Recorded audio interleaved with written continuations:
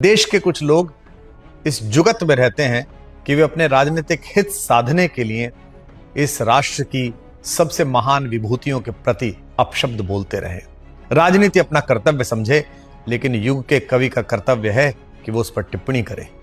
महाराणा सांगा, जो भारत के एक ऐसे अप्रतिम योद्धा हैं जिन्होंने इस देश की सीमाओं की रक्षार्थ अपने शरीर पर लगे 80 घावों की उपेक्षा करते हुए रण क्षेत्र में स्वयं को सन्नद्ध रखा, उनके प्रति इतना निंदनीय वाक्य कहना राजनीति को शोभा दे सकता है, लेकिन कविता उसका प्रतिकार करती है। जुगनू की कुछ औलादों ने सूरज पर प्रश्न उठाए हैं, शेरों की मांदों के आगे कुछ ग्राम सिंह चिल्लाए हैं।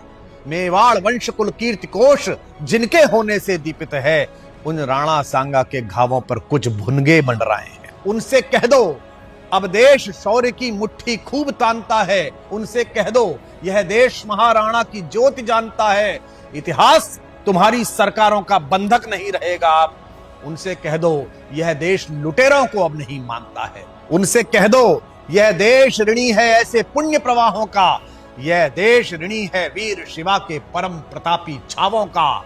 उनसे कह दो वे राजनीति का गुणाभाग घर पर रखें, यह देश ऋणी है महाराणा सांगा के 80 घावों का। महाराणा सांगा जैसे परम प्रतापी शूरवीर, जो महाराणा कुंभा के पौत्र और महाराणा प्रताप नामक सूर्य के दादा थे, मैं उस पूरे वंश की प्रतिभा को और भारत की अस्मिता के लिए रक्षार्थ प्रत्येक महापुरुष को नमन करता हूं। मेरा आपका कर्तव्य है कि घर के पूर्वज की ओर अगर कोई उंगली उठाए तो हम उसे जवाब दें। जय हिंद।